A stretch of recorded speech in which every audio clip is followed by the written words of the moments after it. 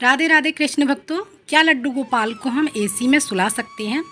क्या लड्डू गोपाल को हम अपने बेड पर सुला सकते हैं जिस पर हम खुद सोते हैं? और साथ ही अगर कूलर, पंखा या एसी की व्यवस्था ना हो तो हम ठाकुर जी के लिए व्यवस्था कैसे बनाएं? तो चलिए आज के टॉपिक ये कुछ कमेंट आए थे हमारे पास, तो इन्हीं को आज फॉलो करने वाले हैं हम। तो देखिए, भक्त का भाव जो होता है वो ऐसा होता है कि हम तो एसी वाले कमरे में सोते हैं और हमारे ठाकुर जी छोटे से मंदिर में, जहाँ ना तो पंखे की व्यवस्था है ना कूलर की व्यवस्था है, और हम एसी के मज़े ले रहे हैं। तो क्या हम अपने ठाकुर जी को एसी वाले कमरे में अपने साथ में अपने बेड पर सुला सकते हैं? तो देखिए, हाँ जी, बिल्कुल आप अपने ठाकुर जी को, अपने लड्डू गोपाल जी को एसी वाले कमरे में सुला सकते हैं, लेकिन हमें कुछ बातों का ध्यान रखना है।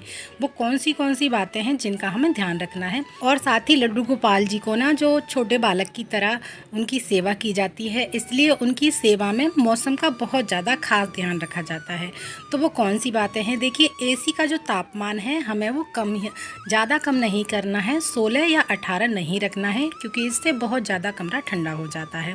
तापमान हमेशा सामान्य, जैसे आरामदायक आप हवा ले सके, 24 है 26 है, इतना ही रखें। अगर इससे कम करते हैं तो आपको अथवा हमारे छोटे बालक को, लड्डू गोपाल को ठंड लग सकती है।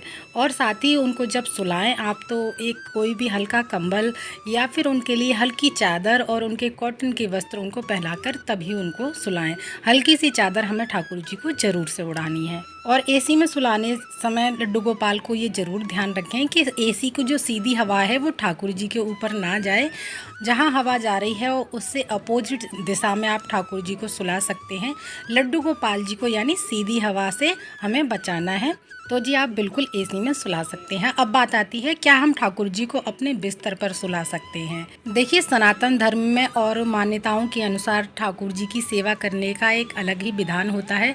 हमारे ठाकुर जी एक छोटे बालक हैं और उसी रूप में उनकी सेवा की जाती है। अगर आप सुला रहे हैं तो हमें बहुत सारी सावधानियों का, नियमों का पालन करना होता है। वो कौन कौन सी हैं?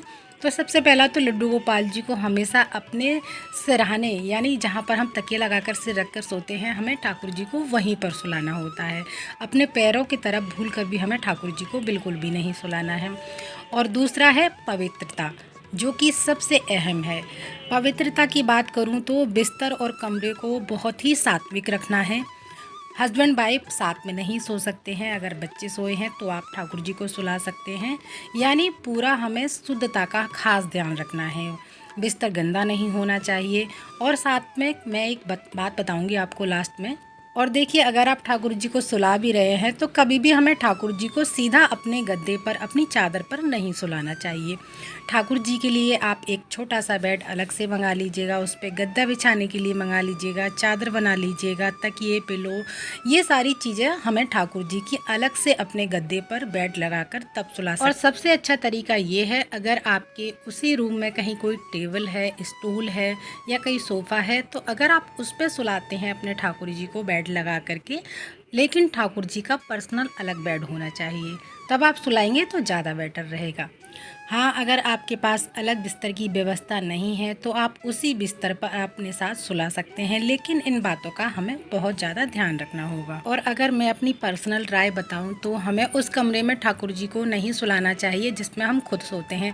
हाँ, अगर व्यवस्था नहीं है, एक ही कमरा है, उसी में बनाना है, उसी में खाना है, उसी में आपका मंदिर है, तो आप अपने ठाकुर जी को अपने मंदिर में ही रहने दें।